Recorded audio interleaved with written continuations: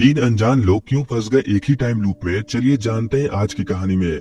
तो कहानी की शुरुआत होती है और हम मिल्टन नाम के एक लड़के को अचानक नींद से जागता हुआ देखते हैं। उसकी तबीयत खराब लग रही थी, इसलिए वो बाथरूम की तरफ भागता है, जहां इसे एक वीडियो प्लेयर मिलता है। उस वीडियो में इसी ने अपने आप को वार्निंग देने के लिए एक वीडियो मैसेज रिकॉर्ड किया था, मगर मिल्टन को याद नहीं कि इसने वो वीडियो कब बनाया। वीडियो वाला मिल्टन अपनी 2 उंगलियां काट कर इसको यकीन दिलाता है कि ये जो भी कहने वाला है वो एकदम सच है। बैकग्राउंड में हमें बताया जाता है कि आज मंगलवार का दिन है। इसके बाद हमें एक दिन पहले यानी सोमवार का दिन दिखाया जाता है। मिल्टन अपने कॉलेज लैब में छुपकर ड्रग्स बनाता था, इस पर इसे रिहैब सेंटर में डाला गया है। यहाँ पर इसकी मुलाकात स्काइलर नाम की एक लड़की से होती है, जो ड्रग्स का ही कारोबार करती थी। स्काइलर मिल्टन को बताती है कि वो यहाँ इसी को छुड़ाने आई है। इसके बदले में मिल्टन को इसके लिए सिर्फ एक दिन काम करना होगा, और वो काम था ड्रग्स बनाने का। मगर मिल्टन इसकी बात नहीं मानता। अब मिल्टन अपनी सजा काटकर एक नॉर्मल लाइफ जीना चाहता था, लेकिन स्काइलर ऐसा नहीं होने देती। ये मिल्टन को अपनी बातों से फंसा ही लेती है। मिल्टन भी इसकी बातों में आकर इसके साथ चलने को तैयार था। करीब आधी रात को इस जगह पर एक पुलिस वाला आता है, जो मिल्टन और स्काइलर को ले जाने के लिए आया था।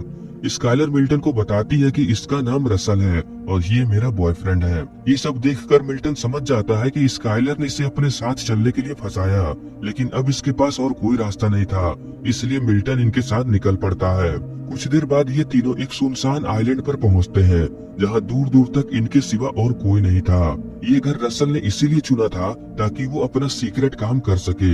इस घर में बहुत सारे हथियार टंगे हुए थे। रसल की बातों से ऐसा लग रहा था जैसे वो कोई साइको हो। इसे गन और खासकर उसकी गोलियां बहुत पसंद थी। रसल एक गोली को हवा में फेंकता है, जो ऊपर ही अटक जाती है। यहाँ पर मिल्टन को पता चलता है कि स्काइलर जानबूझकर रसल के साथ नहीं थी, बल्कि वो इससे डर कर रहती है। खैर, इसके बाद ये तीनों बहुत ज्यादा नशा करते हैं। बातों ही बातों में रसल इस आइलैंड की एक पुरानी स्टोरी बताने लगता है। उसका कहना था कि बहुत समय पहले इस आइलैंड पर एक बहुत बड़ी जंग लड़ी गई थी। हजारों लोग मारे गए, बस एक आदमी बच गया। तभी मिल्टन नोटिस करता है कि यहाँ कुछ अजीब सा हो रहा है, जिसके बाद ये सीन कट होकर अगला दिन दिखाया जाता है। मिल्टन फिर से उसी जगह पर अचानक से जागता है, क्योंकि इसने कल रात में बहुत नशा किया था, इसलिए उसकी तबीयत खराब हो रही थी। वो भागकर बाथरूम में जाता है, मगर इस बार हमें बाथरूम में कोई भी वीडियो प्लेयर नहीं मिलता। आखिर यहाँ पर क्या हो रहा है, ये हमें थोड़ी देर बाद पता चलेगा। कहती है कि मैंने तुम्हारा इस्तेमाल किया, रसल बहुत खतरनाक है, इसलिए तुम चाहो तो भाग सकते हो। ये मिल्टन को यहाँ से भागने के लिए गाड़ी की चाबी भी देती है, लेकिन अब मिल्टन स्काइलर को पसंद करने लगा था। ये बिना इसके यहाँ से नहीं जाएगा।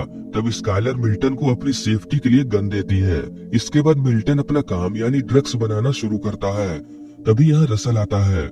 मिल्टन के पास गन देखकर वो समझ जाता है कि ये इसे धोखा देने वाला था। ये मिल्टन को मारने की कोशिश करता है। तब मिल्टन रसल को बताता है कि अगर मैं मर गया तब तुम ये ड्रग्स कभी भी नहीं बना पाओगे। तब रसल इसको इसी का बनाया हुआ फार्मूला इसको डिटेल में बताने लगता है। ये सुनकर मिल्टन हैरान था कि रसल को इसके फार्मूले के बारे में कैसे पता चला। रसल जैसे ही मिल्टन को शूट करता है, तभी इसे पता चलता है कि स्काइलर ने पहले ही गन की गोलियां निकाल लिया था, यानी अब स्काइलर और मिल्टन एक साथ है।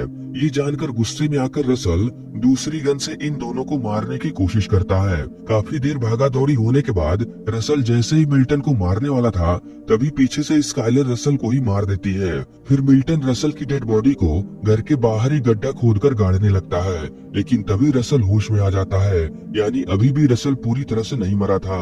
रसल मरते हुए मिल्टन से कहता है कि स्काइलर तुम्हें धोखा दे रही है, लेकिन मिल्टन इसकी बातों पर ध्यान नहीं देता।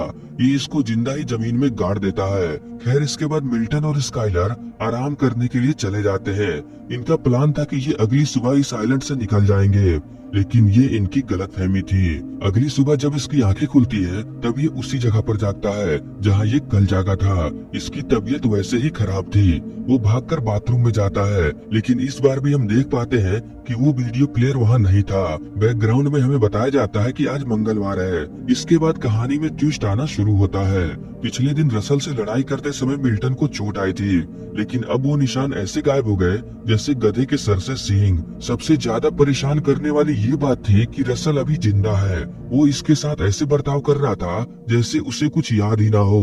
कंफर्म करने के लिए मिल्टन रसल की डेड बॉडी को चेक करता है, जिसे देखकर वो हैरान हो जाता है क्योंकि उसकी डेड बॉडी अभी भी उसी जगह पर थी।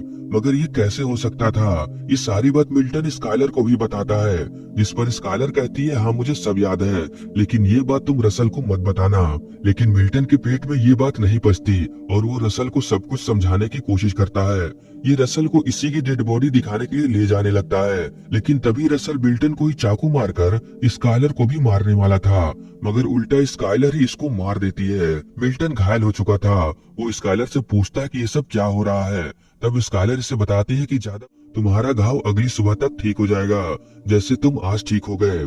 स्काइलर मिल्टन को बताती है कि इनका शुरू से ही प्लान था कि जैसे ही तुम हमारा काम करोगे हम तुम्हें मार देंगे, इसलिए मैं तुमको यहाँ से भाग जाने को कह रही थी। ऐसे ही बात करते करते अगली सुबह मिल्टन फिर से उसी तरह से जागता है।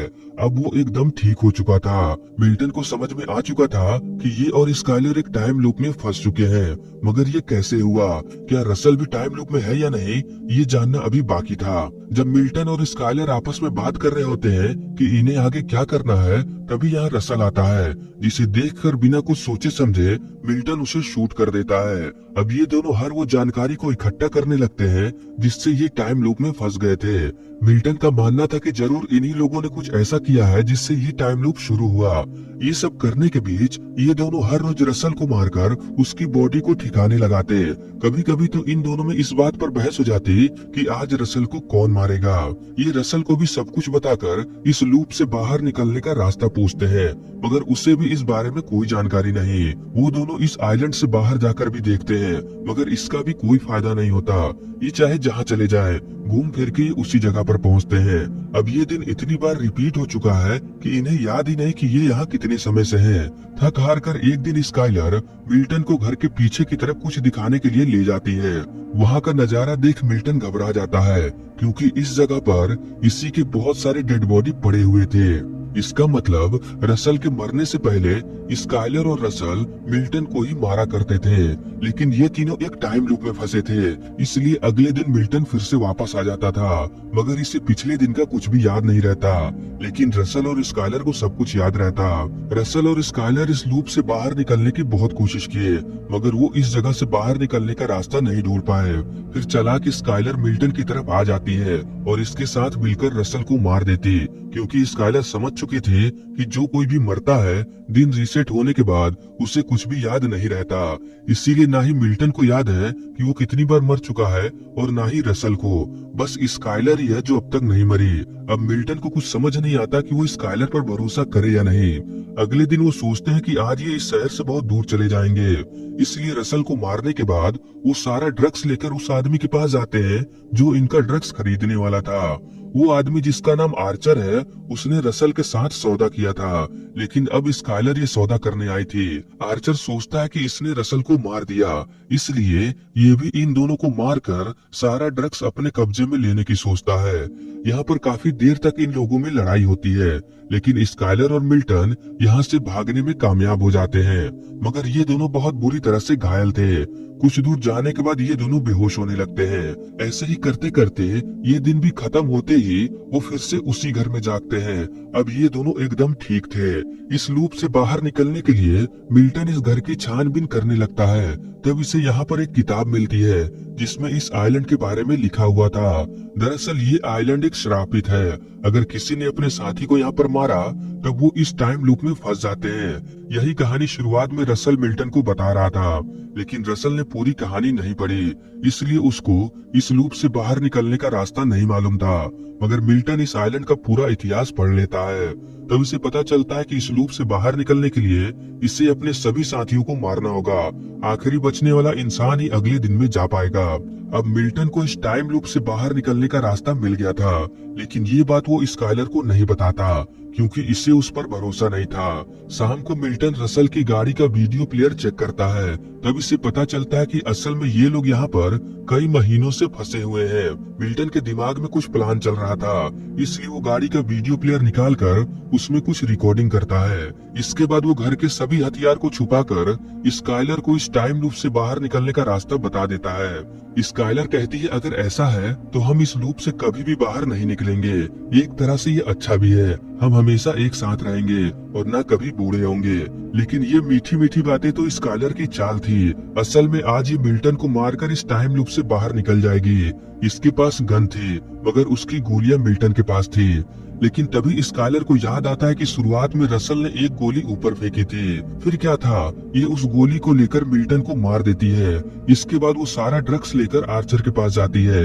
इसे मालूम था कि आर्चर इसे मारने की कोशिश करेगा, इसलिए वो पूरी तैयारी से आई थी। वो आर्चर से बहुत सारा पैसा लेकर एक होटल में जाकर रुकती है। इसने सोचा था कि अब ये इस टाइम लूप से बाहर आ गई है, लेकिन ऐसा नहीं था। अगली सुबह वो फिर से उसी जगह पर जागती है जहां वो रोज जागा करती थी। इस तरफ मिल्टन को बाथरूम में इसी का वीडियो प्लेयर मिलता है और ये वही सीन है जो मूवी के शुरुआत में दिखाया गया। मिल्टन उस रिकॉर्डिंग में स्काइलर के बारे में सब कुछ बता। स्काइलर समझ जाती है कि कल इसने रसल को नहीं मारा, बल्कि सिर्फ उसने मारने का नाटक किया। इसलिए ये तीनों अभी भी इस टाइम लूप में है। स्काइलर अपनी गलती मानकर मिल्टन से माफी मांगती है। इन सब चीजों में ये दोनों रसल को मारना भूल जाते हैं और इस बार रसल मिल्टन की वो वीडियो रिकॉर्डिंग देखने के बाद इन दोनों को बांध देता है। अब रसल इन दोनों को मारकर इस टाइम लूप से बाहर निकल सकता था, लेकिन जैसा कि हम जानते हैं कि वो एक साइको है, इसलिए वो आखिरी समय में मौत का खेल खेलने लगता है। ये अपने गन में एक गोली डालकर सभी पर ट्राई करने वाला था। जो आखिरी में बच जाएगा वही विजेता होगा। वो सबसे पहले अपने ही ऊपर फायर करता है, लेकिन इसकी किस्मत इतनी खराब थी कि गोली चल जाती है और वो मारा जाता है। अब मिल्टन और स्काइलर आपस में लड़ने लगते हैं। जब मिल्टन स्काइलर को मारने वाला था, तब स्काइलर मिल्टन से बहुत प्यारी प्यारी बातें करने लगती है। ये फिर से मिल्टन को अपने जाल में फंसा रही थी। बेचारा मिल्टन स्काइलर को नहीं मार पाता क्योंकि वो उसे पसंद करता था, इसीलिए वो अपने आप को ही मार लेता है। ये देखकर स्काइलर को बहुत दुख होता है। वो मिल्टन को बोलती है कि ये बात वो जिंदगी भर याद रखेगी, लेकिन अब कोई फायदा नहीं था, मिल्टन तो मर चुका है। खैर अगले दिन एक नया सवेरा होता है और ये दिन था बुधवार का। जब स्काइलर को होश आता है तब यहाँ पर आर्चर अपनी गर्लफ्रेंड के साथ आया हुआ था, क्योंकि कल यानी मंगलवार को रसल इसके पास ड्रग्स लेकर आने वाला था, मगर वो नहीं आया। इसलिए पता लगाने आर्चर खुद यहाँ आ गया। आर्चर यहाँ की हालत देखकर समझ जाता है कि जरूर इन तीनों में ड्रग्स को लेकर लड़ाई हुई होगी और स्काइलर ने इन दोनों को मार दिया। अब आर्चर भी कम नहीं था, ये स्काइलर को मारकर वो ड्रग्स यहाँ से लेकर जाने वाला था। स्काइलर ये जानकर कि आर्चर उसे मारने वाला है, वो बहुत अजीब तरह से हंसने लगती है। आर्चर को लगता है कि शायद वो पागल हो गई है, लेकिन इसे नहीं मालूम कि अगर ये स्काइलर को मारेगा तब क्या होगा। फिर गोली चलने की आवाज के साथ ये फिल्म इधर ही खत्म हो जाती है। अब आगे क्या होगा तो देखिए। आर्चर ने स्काइलर को मार दिया क्योंकि ये आइलैंड एक श्रापित है, इसीलिए अब आर्चर, उसकी गर्लफ्रेंड और स्काइलर इस टाइम लूप में फंस जाएंगे।